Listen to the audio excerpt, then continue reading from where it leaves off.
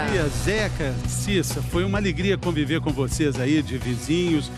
Sempre uma alegria muito grande, muita energia, muito astral. Que vocês voltem sempre, tá bom? A historinha de hoje é a seguinte.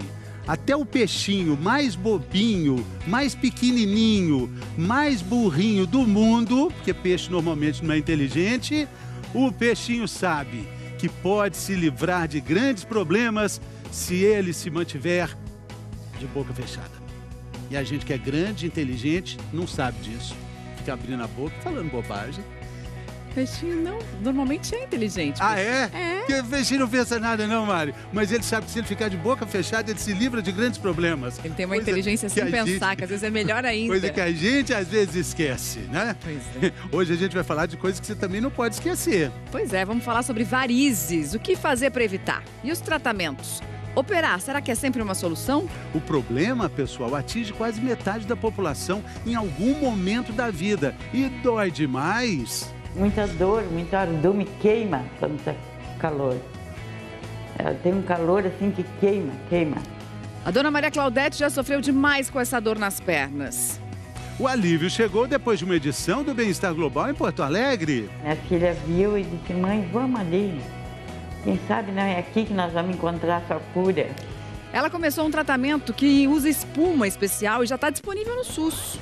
Relativamente simples e rápido, substitui aquela cirurgia convencional que essa paciente e outros precisariam.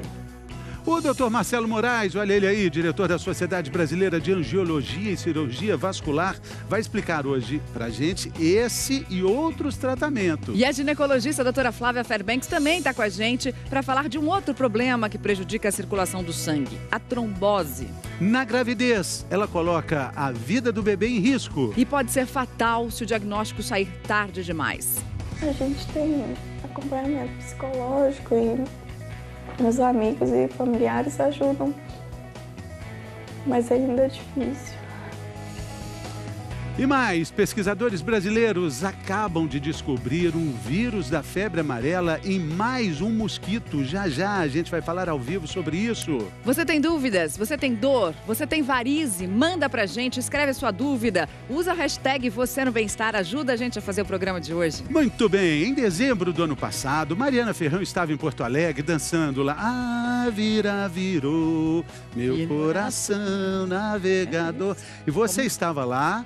E nesse momento tinha uma senhora com muita dor nas pernas, a dona Claudonete. Claudete, Maria Claudete. Pois então, ela mesma.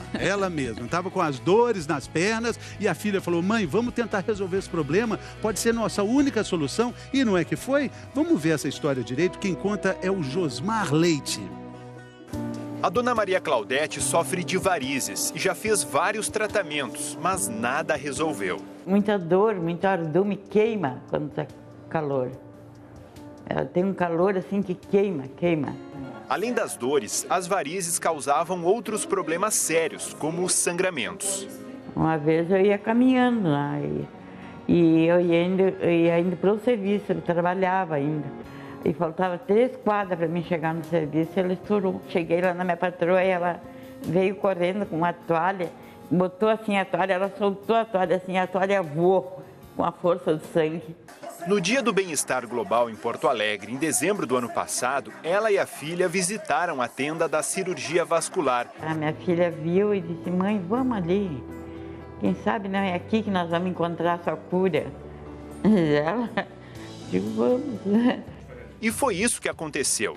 Médicos da Sociedade Brasileira de Cirurgia Vascular, que atuam no Hospital Nossa Senhora da Conceição, consideraram o caso da dona Maria Claudete grave e a convidaram para fazer uma cirurgia inovadora, que vem mostrando bons resultados para problemas de varizes. A cirurgia é chamada de escleroterapia com uso de espuma. Foi autorizada pelo Ministério da Saúde e passou a ser aplicada como rotina no Hospital Conceição pelo Sistema Único de Saúde. Relativamente simples e rápido, substitui aquela cirurgia convencional que essa paciente e outros precisariam.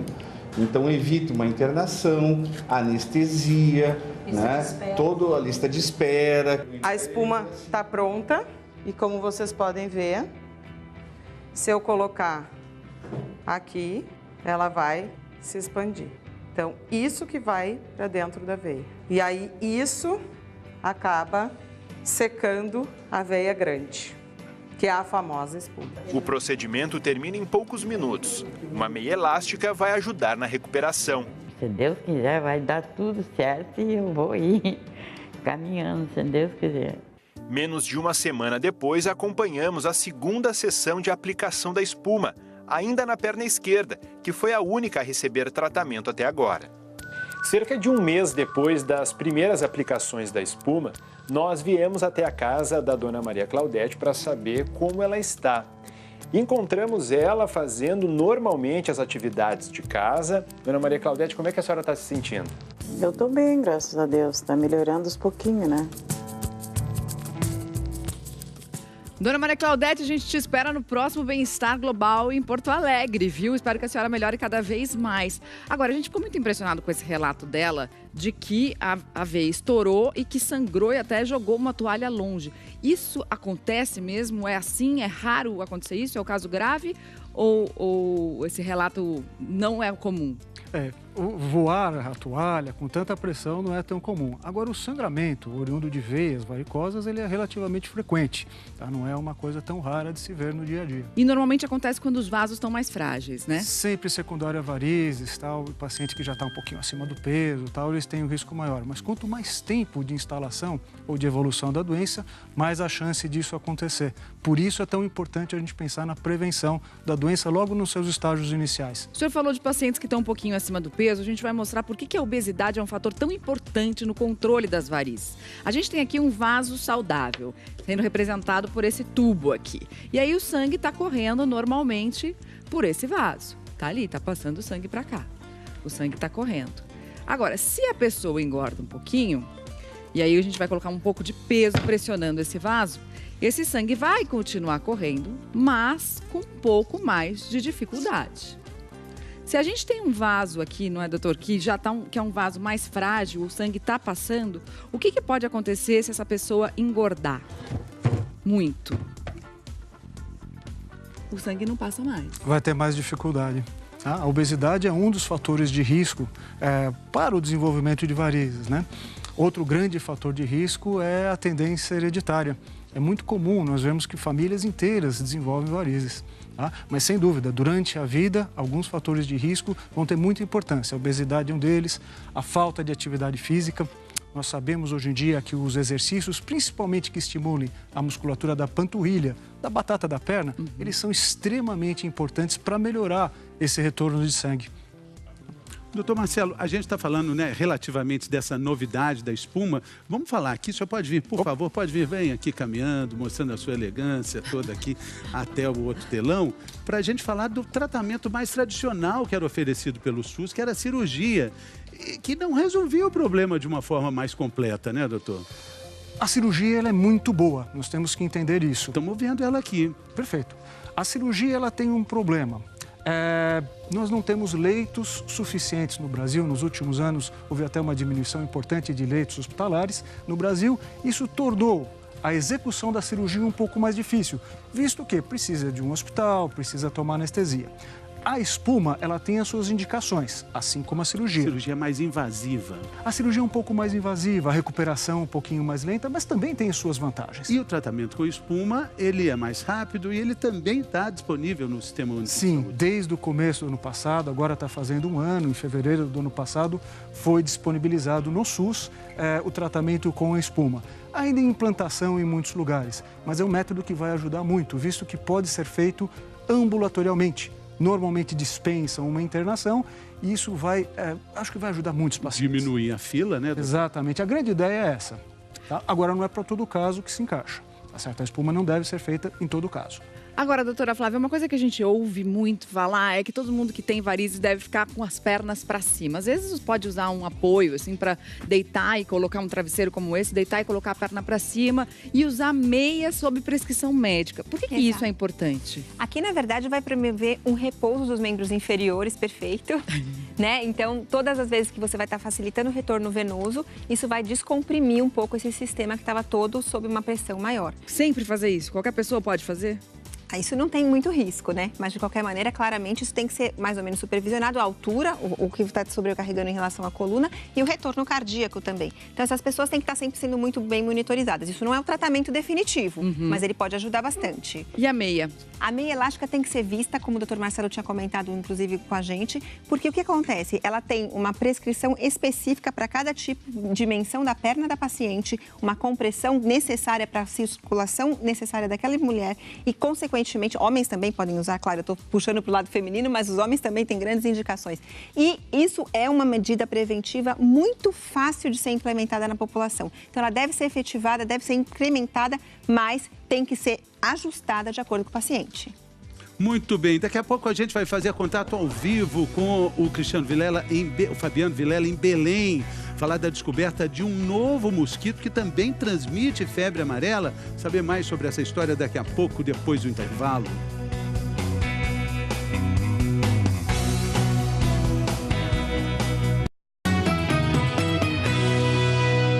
Bem-vindo de volta ao Bem-Estar. Hoje a gente está falando sobre doenças venosas e aqui tem alguns sinais de alerta, né? Varizes, aquelas veias dilatadas, sangramento, inchaço, vermelhidão e também feridas. E será que uma pessoa que pratica esporte a vida inteira pode ter varizes? A resposta é sim. E o Cleiton Conservani, no Rio de Janeiro, vai mostrar pra gente a história de um atleta que conseguiu driblar a dor e manter viva a paixão pelo esporte.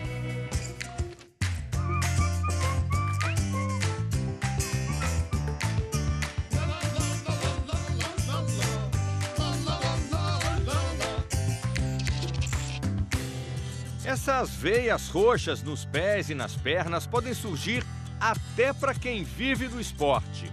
Quando se fala em varizes, nós logo pensamos em pessoas sedentárias, com excesso de peso, mas os atletas não estão livres do problema. O Paulo Carneiro joga tênis há 46 anos, dá aulas diariamente e ficou surpreso quando foi ao médico e descobriu que tinha varizes. Dos 13 aos 18 anos, o Paulo competia e treinava muito. Aos 18, desistiu da carreira de tenista profissional, estudava educação física e dava aulas. Foi quando começaram os problemas. Começou a se formar uns vasos meio roxos nas minhas pernas e de vez em quando eu trabalhava muitas horas por dia, formava um coágulo. E aquilo atrás da minha perna, aquilo me doía um pouco. As varizes dos membros inferiores são veias superficiais que ficam embaixo da pele. Elas perdem a sua elasticidade, seu tônus com o passar do tempo e passam a ficar com a perda da sua função, sua principal função, que é de retorno do sangue das pernas de volta para o coração. Quando elas ficam dilatadas, ocorre uma sobrecarga na circulação e a pessoa pode começar a ter alguns sintomas, alguns incômodos, como dores nas pernas, cansaço, peso e inchaços, que são os famosos edemas. O Paulo já fez 3 cirurgias. Quando eu tinha mais ou menos 33 anos, né, eu decidi fazer a primeira cirurgia. Em 2006, né, eu decidi operar de novo, aí fiz a segunda operação. Né? Aí já tiraram umas veias maiores. Há 4 anos atrás, em 2014, eu fiz a terceira operação. Aí me tiraram essa pena, né? E aí a aparência da minha perna melhorou muito, mas além da aparência, assim, eu parei de sentir um pouco de dor no final do dia. O pai do Paulo também tinha varizes. É uma herança genética. Para amenizar as dores, ele usa meias de compressão. A meia de compressão ajuda muito. Quando eu não uso a meia, no final do dia meu pé fica muito inchado. Melhora a oxigenação do tecido muscular, ela diminui o acúmulo de ácido lático, que é resultado da atividade física. Também melhora a vibração muscular, diminuindo o desconforto e a fadiga depois do exercício. As meias ajudam, mas não resolvem o problema. Toda vez que eu começo a ter uma atividade física mais forte, correr, esse tipo de coisa, que eu estou mais magro, as varizes melhoram. A prática esportiva é fundamental para a saúde em geral, principalmente para a saúde das pernas. De acordo com a escolha do paciente, quer dizer, o melhor exercício é o exercício que dá mais prazer para a pessoa. Maravilha, tênis é bom demais, hein? Valeu, Cleiton Conservani. Boa sorte aí pro professor também. G1 em 1 minuto agora.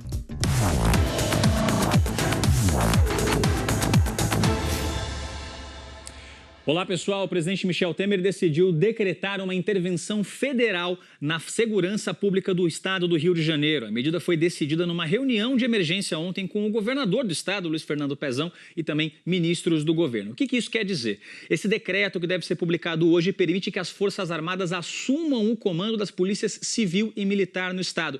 Para começar a valer, isso precisa ser aprovado pelo Congresso. E se essa intervenção for aprovada, a Constituição ela não pode ser alterada. Isso pode afetar, por exemplo, a votação da reforma da Previdência. O presidente da Câmara, Rodrigo Maia, disse hoje de manhã que fica difícil votar a reforma na semana que vem. No caso da intervenção, quem assume a segurança pública no Rio de Janeiro é o general Walter Souza Braga Neto, que foi um dos responsáveis pela segurança durante a Olimpíada do Rio em 2016. O secretário de Segurança do Rio, Roberto Sá, já foi afastado de suas funções. A gente continua aqui acompanhando tudo. Mari, Fê.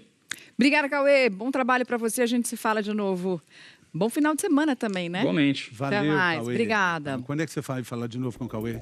Uai, nos Pessoalmente? corredores. Ah, sim, beleza. Em qualquer momento. Vamos lá. O Ministério da Saúde anunciou que o vírus da febre amarela foi encontrado em mais uma espécie de mosquito. Agora, o Aedes albopictus. Puxa vida, mais um Só nome faltava complicado, né? né? Só faltava mais essa. Só faltava mais essa. Vamos direto para Belém, porque a notícia veio de lá, não é? Vamos falar com o Fabiano Vilela. Bom dia, Fabiano. Oi, Mari, Fernando, bom dia a todos. A descoberta é que esse mosquito é capaz de se infectar com o vírus da febre amarela, mas ainda serão necessários estudos para saber se o Aedes albopictus é capaz de transmitir a doença. Estou aqui ao lado do Dr. Pedro Vasconcelos, diretor do Evandro Chagas. Doutor, obrigado pela presença. Qual é o ambiente preferido desse mosquito? Bom, o Aedes albopictus ele se adapta bem tanto no meio rural e florestal quanto na área periférica das cidades. Ou seja, ele é um mosquito que é eclético, ele pode viver tanto bem na área de floresta ou áreas rurais, quanto na periferia das cidades. Então é possível que ele chegue à área urbana? Sim, e ele em alguns locais já foi encontrado em áreas urbanas também. Agora, há motivo para a população se preocupar muito ainda? Não há motivo para alarde? Não, para alarde não, mas é bom se preocupar e tentar combater o mosquito, né? Que se combate das mesmas formas que se combate o Aedes aegypti. Porque ele, estando infectado, ele poderia eventualmente vir a transmitir a doença. Aliás, esse é o estudo que nós pretendemos fazer agora em seguida. Tá bom. Obrigado, doutor, pelas informações. Mari, Fernando, com vocês. Obrigada, Fabiano. Bom trabalho para você. Bom dia para vocês aí no Pará. Trabalho.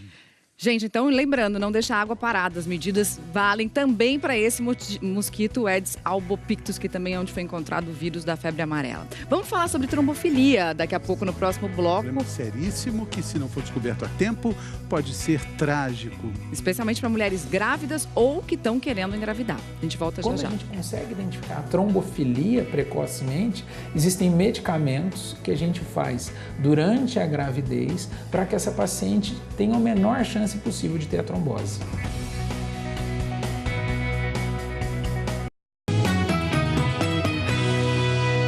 Bem-vindo de volta. A gente vai falar agora sobre trombofilia, uma doença de quem tem tendência a ter mais trombose e que pode comprometer a gravidez. Por isso, a prevenção é absolutamente necessária. Quem vai contar essa história pra gente é o Cassiano Rolim, de Palmas, no Tocantins.